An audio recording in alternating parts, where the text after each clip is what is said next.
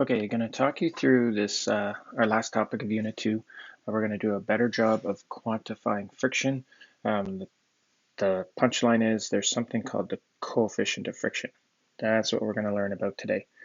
When I originally typed this, I didn't have this talk through, obviously. So to make it more digestible, I broke it into a whole bunch of parts. I think there's 4 parts altogether. Originally, I thought people would do a little bit, then take a break, then go back at it. In hindsight, I think you could grind this out in one sitting. Um, You've got this talk through now that may help, but it's totally up to you how you want to tackle this. But the spoiler is this is kind of the culminating part of Unit 2, that you're good with F net equals MA questions, and then you can apply this last piece, this coefficient of friction thing. So this is kind of the key ending point, a key point you've got to get to in grade 11 physics. Um, Jumping right into it. This first question I've typed here has nothing to do with coefficient of friction. You could have done this, you would have done this in the note just where we practiced horizontal F net equals MA problems. The solution, I didn't do a video, but it's typed down here. Hopefully at this point you could almost do this in your head. If we've got a forward force of 20 and a backward force of 14, the free body diagram is down there, but the tug of war between 20 forward and 14 backward, I know that our net force ends up being the difference, in this case 6. That force is acting on 3 kilograms. F net is always equal to ma, so 6 newtons is going to be the mass of 3 multiplied by the a. So we can do that in our head. The a's got to be 2. The magic of the metric system, if we're in newtons and kilograms, acceleration always works out to be meters per second squared. The full solution, kind of typed but not videoed, is down here, but that's basically how you would tackle one until today. What we're going to do next is we're going to come up with a little bit of a better way to quantify and deal with friction. This version here, this question we just did, it's not wrong, just we don't usually know the force of friction as a number in newtons. We know it as this thing called the coefficient. So bear with me, you'll have to do a little bit of thinking and hopefully get up and off your butt and do a little experiment in your house and learn about the coefficient of friction. Before we get to it, normal force is going to come into play for the coefficient of friction. So in my little note here, I typed up a recap of what the normal force is. I always picture the normal force or think of the normal force in 2 ways. The normal force is a reaction to any forces pushing on the surface. So if you've just got a block sitting on a surface, the force pushing the block into the surface, so say you've got like your coffee cup or a textbook or your Chromebook. Let's say you got your Chromebook sitting on your desk. Gravity's pulling the Chromebook down into the desk reacts and puts an upward force on the Chromebook. We call that upward force the normal force. Now let's say your Chromebook's sitting on your desk and your hands are leaning on it and you're typing on it. You've got gravity pushing the Chromebook down and you're pushing the Chromebook down as you hit the buttons. So there's 2 downward forces. The normal force is a reaction to both of those forces. Since there's 2 downward forces, the normal force would have to be a little bit bigger. So that's my first bullet. The normal force is how the surface reacts to those forces on it. And then the second bullet is the normal force is also a reaction to any acceleration. So let's say your Chromebook's sitting on your desk and for some reason your desk is in an elevator and the elevator is accelerating up. Or maybe we're filming a movie and your desk is in some sort of rocket that's blasting off to go to Mars. As the rocket accelerates upward, the normal force would have to be bigger to create that upward acceleration. So the normal force is 2 things. What happens in relation to any forces acting and what happens in relation to any acceleration. Usually in grade 11 physics, I ask a question that deals with forces and then a different question that deals with acceleration. But in theory, we could ask a weird one, like I could have a Chromebook in a rocket and you're pushing down on the Chromebook, so that would change the normal force, and the rocket's taking off, so there's an acceleration, that would change the normal force as well. Generally speaking, in grade 11, we've split it into 2. And in the background of your mind, what will help conceptually is the normal force is really what we think of as weight. The normal force is what a weigh scale would read. If you're on a crazy ride at Canada's Wonderland and you go in free fall for a little bit, you're going to feel weightless. If you're sitting on a bathroom scale at that point, the bathroom scale would literally drop to 0. Weight is really what the normal force is. It's what a weigh scale would read in different situations. I'm going to scroll down so you can't see the answers, but this is kind of a nice recap of what, if you're following the order I suggested, what we talked about yesterday. If you're in an elevator and the elevator is accelerating upward, what does that do to the normal force? Is it the boring case same as gravity, bigger than gravity, or smaller than gravity? Or a new scenario, what if we've got a heavy box on the ground and you put an upward force on it? Not enough to actually lift it, but just you pull it up a little bit. Then what happens to the normal force? Bigger than gravity, smaller than gravity, or same as gravity? The answers are typed down here, but hopefully you've thought about it first. If you're accelerating upward, the normal force gets larger. A fun thing I read once to help concepts make sense is push it to the extreme. So if that makes sense, let's think of the extreme. What if you were in an elevator that was accelerating upward at a crazy, crazy high rate? Then you would feel really, really heavy. You would be pushed into the floor a lot. If there's something in the elevator that you were trying to lift, it would be really, really hard to lift it. Harder than usual, I guess I should say. If you're standing on a weigh scale, the weigh scale would read a larger number. Maybe you weigh 50 kilograms. The weigh scale is spitting out a number in kilograms, but it's really keeping track of the normal force. If the elevator was accelerating upward, the more it's accelerating, the bigger it would read, more than 50. The other question, split over 2 pages. If you pull up on something, but not quite enough to get it airborne, then you're kind of helping the normal force. If you pull up on it, if you lift it but don't actually get it off the ground, you've provided a second upward force. You're kind of helping the normal force. So the normal force would actually get a little bit smaller. The scale, if this was sitting on a scale, would read a little bit less of a number. In this case, the extreme would be, what if you lift it so hard that it just barely touches the ground? In that case, the normal force would get really close to zero. Imagine you've got something heavy on a scale and you lift and lift and lift and lift harder and harder and harder till it just about gets airborne. As you put a bigger and bigger force on it, the normal force is going to read a smaller and smaller number. Okay, file that away. Normal force is really weight. Coefficient of friction is going to connect to normal force. Normal force changes if something's accelerating up or down. And in the second point here, normal force changes if we add an upward or downward force on it. All right, finally, let's get to this thing called the coefficient of friction.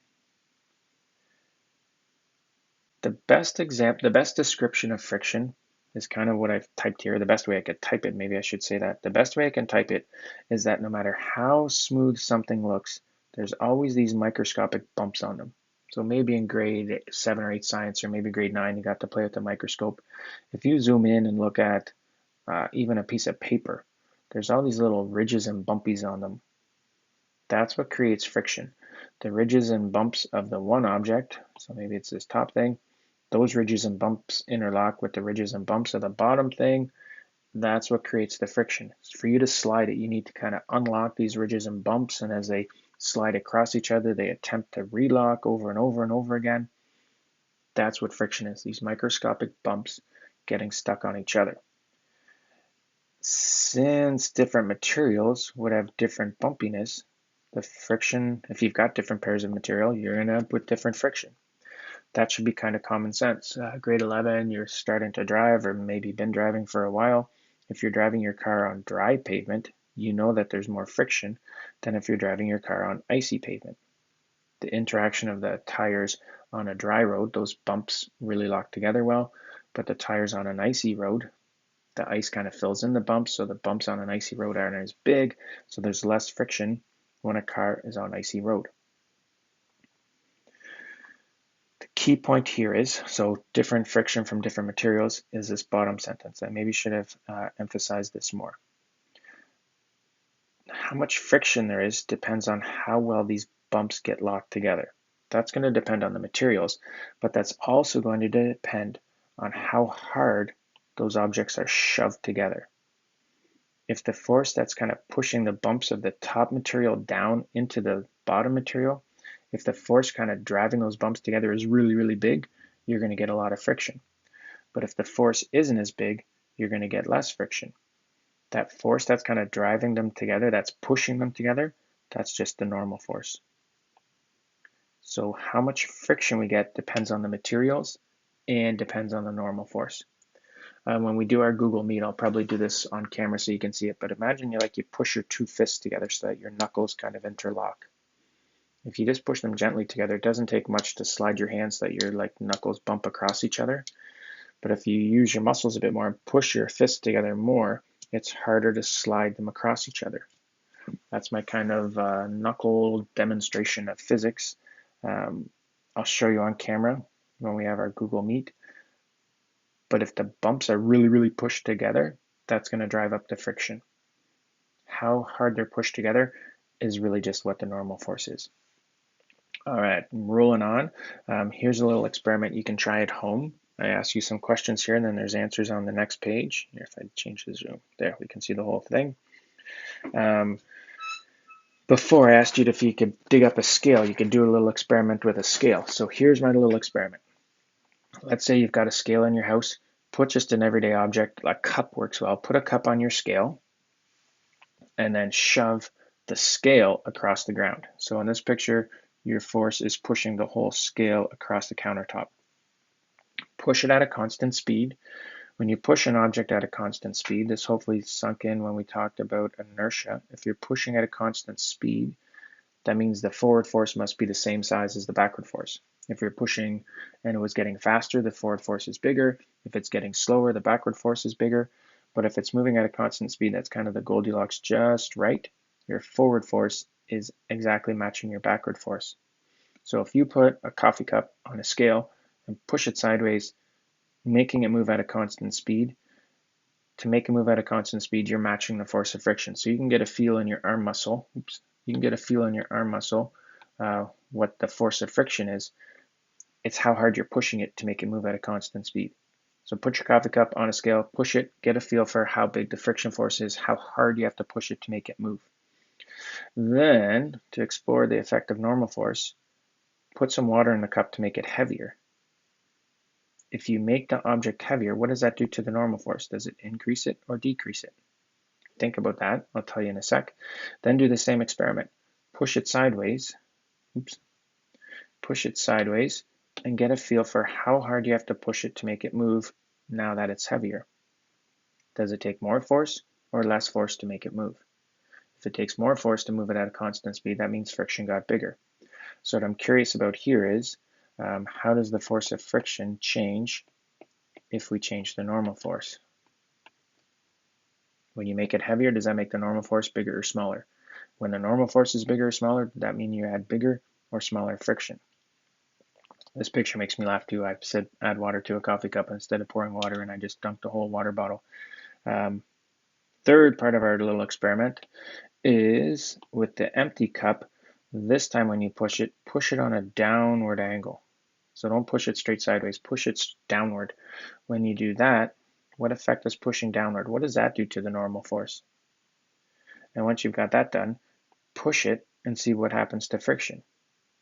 Let's say whichever direction that changes the normal force, bigger or smaller, does a bigger or smaller normal force, what does that do to friction? Does that make friction bigger or smaller? Then the third one, I don't think you can pull off at home, but what if you could decrease the normal force? What if you tied a whole bunch of helium balloons to this and then shoved it? If you could decrease the normal force, what do you think that does to those bumps? What do you think that does to the force of friction? The way I've worded that fourth question, I kind of give away the middle two. All right, answers are on the next page, so think about it, and I'm going to scroll down so you can see it. When you increase the mass, so when you add the water to the coffee cup, more mass means it's kind of a boring case. Normal force is equal to gravity. Gravity is m times g. So more mass means more normal force. Those little bumps are locked together more, and it took more force to push the object. If we push on a downward angle, we didn't really do the math on it when we did vertical questions. We just talked about pushing it straight down. But if you push on a downward angle, you're kind of doing two things. You're pushing this thing down, and you're pushing it sideways. The pushing down means that there's two downward forces. Your downward push and gravity, that means that the normal force has to be bigger to compensate. So when you push down on it, the normal force gets bigger. If you did it with a weigh scale, I tried to give you a little cheat there. If you look at my pictures, the number on the scale here is bigger than what the number was on the scale when the cup was just sitting on it empty. You can scroll back and see if you don't believe me. If you push down on a funny angle, oops, that means you're increasing the normal force. Increasing the normal force means you have to push it harder to make it move. Friction increased. If we could do this helium balloon thing, when you tie a whole bunch of helium balloons to it, that's decreasing the normal force. And if you could do it, you would have noticed that the friction force decreases as well. So there seems to be a connection between the friction force and the normal force. Whatever we do to the normal force, if we make it smaller somehow, then friction force gets smaller as well. If we do something to make the normal force bigger, then the friction force gets bigger as well. We're eventually going to, well, next we're going to build an equation, but you'll see that it's going to be proportional. Any change we do to the normal force, we get a similar change to the friction force. All right, rolling right along. Oops, there it is typed out. Wrong tool. Anything you do to the normal force, you get the same change in the force of friction. That's what I just was jabbering about a little bit above. All right, we used to make students do this experiment, not with coffee cups, but with blocks of wood. You would give them force meters so that they could measure their applied force, and then from logic, the applied force is equal to the force of friction since we're pushing it at constant speed, so we could come up with a number for the force of friction. Because it's a boring case situation, then a normal force is equal to gravity. As long as we knew the mass, we could multiply by 9.8 to find the normal force. So we'd have kids attach a force meter to a block of wood, drag the block of wood, figure out the force of friction, use the mass to figure out the normal force. Then change the mass, like literally put water in the coffee cup or put in mass on top of the block of wood as you drag it around and get a new mass, which means a new normal force, then drag it and get the new force of friction. When we plot it, we get this beautiful straight line. Assuming that we don't have any uncertainties or any errors in doing our lab, if we could do the lab perfectly, we get this nice straight line. That is saying that, bring my pen back, basically in math language, this is saying that y is proportional to x. But on the y-axis, I had force of friction. So really, if we convert that to the symbols we used, force of friction is proportional to x, and on the x, I had the normal force. So force of friction is proportional to normal. That's kind of what I was trying to get at back here. Whatever change there is to the normal force, we get the same change to the friction force. Or if you did that when you did our last lab on, shoot, what was the last lab where you had to graph? We can do a substitution thing. Y equals mx plus b. In this case, it went through the origin, so the b is 0.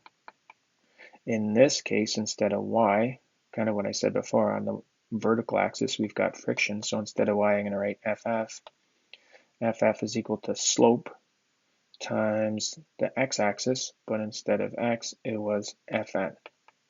So this is actually our equation that connects force of friction to the normal force. Ff is equal to slope times Fn. Now, that's not wrong, but physics people didn't like it. The letter m is confusing because we always use the letter m for mass. So that's our equation, but physics people didn't like it because it was too confusing to have an m in here, and then when we're calculating the normal force, we use an m, so there's too many m's. So they made the smart decision to replace this slope thing, not use regular letter m for it. They made the weird decision to switch to Greek. So they did one more replacement. They said, okay, instead of m for slope, just in this case, we're going to use Greek letter m. We're going to call it mu. So our equation is ff equals the slope, but instead of m for slope, we're going to use Greek letter m for slope. Mu, we're going to call that thing, and that's Fn, times Fn. That is our equation for how we can find the force of friction from a coefficient and the normal force. Now, if we could do this lab, if we did it a whole bunch of times, maybe we got some old tires and we dragged them on dry asphalt, we would see that dry asphalt and rubber tires have a pretty large coefficient of friction. I Googled it. I've tried to do the lab. It's a little bit weird, but it's like 0.8. If we took the exact same rubber tires and put them on wet asphalt, then it's like half as big. It's only 0.4. If we could get rubber tires and put them on icy roads, it would get even smaller again. Different pairs of materials, if we can do the lab, would have different slopes, which means different coefficients of frictions. Little things about the coefficient of friction literally is the slope of that graph. If we could do the experiments over and over again, coefficient would come from the slope of that graph. Since it's a ratio of two forces, the rise over run, the normal divided by the FF, the units cancel out. Coefficient of friction is literally just a number. When I do it, I like to think of the number, it's almost always going to be a decimal place. I kind of convert it to a percent in my head. So if you're doing a question and it says that the coefficient of friction is 0.5, in my head I would think, okay, that's 0.5 is really like 50%. That means that the force of friction is 50% of the normal force. We're going to do a bunch of problems. Usually the coefficient of friction is less than 1. That's not a rule, that just seems to be how materials work. It's possible that you could have coefficients greater than 1. It's just not very common. I Googled it, and if you look, there are some very high-end tires that have a coefficient of friction that's bigger than 1. 1, maybe a little bit bigger. There's an example here. I'm not going to do the solution in this video since there's already a link here. So maybe if you want, you could pause this video and watch that video. But basically, this is how you're going to use the coefficient of friction. Because it's an object on a horizontal surface, we know that the normal force, I would call it the boring case, the normal force is the same as gravity. So we know that the normal force is equal to mg. In the horizontal, we have a tug of war. We did a bunch of questions with the horizontal tug of war. The forward force minus the backward force equals ma. So Fa minus Ff equals ma, but we know what Ff is. It's mu Fn, and Fn is mg, so the friction force is mu times Fn. Fn is mg, so really our friction force is mu mg. When I typed it, I substituted everything together, so I said, okay, we got Fa minus Ff, that turns into Fa minus mu mg, that's got to be equal to ma, and then I crunched it out. You can watch the video, I talk it through how to do it there, but that's how you're going to solve coefficient of friction questions. I got to talk a little bit more about it, but I'm going to jump way to the end. I'll probably repeat this a couple times. Go back to the Google Slides doc when you're done with this video. I think there are 6 questions on there. Go through all 6 and make sure you're okay with them. The video explanations are there, so watch the videos of me solving them and get comfortable with the coefficient of friction. It's kind of the key endpoint to the second unit. Okay, a little bit of technical stuff. If you were to jump onto a Khan Academy video or something different, they may talk a little bit more about friction. Technically, we're going to keep it simple in grade 11, but technically there's actually 3 kinds of friction. So there'd be 3 different coefficients. There's something called static friction. Actually, I typed it in backwards order, so let's match how I typed it. There's something called rolling friction.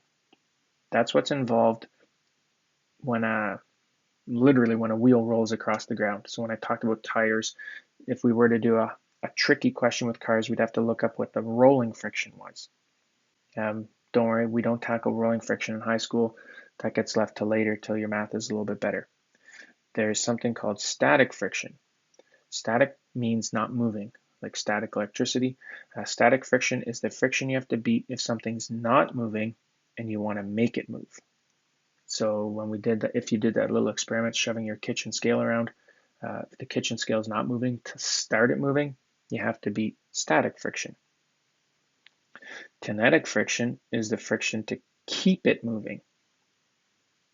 So let's say you got that scale on your kitchen table and you're going to shove it in our little experiment. To start it moving, you have to beat static friction.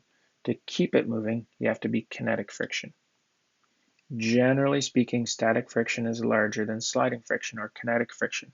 So if you did do it, or if you haven't done it, try it now. Get like your Chromebook would work, or a heavy textbook. If you shove it across your desk, it's going to take a little bit of a bigger force to start it moving than to keep it moving.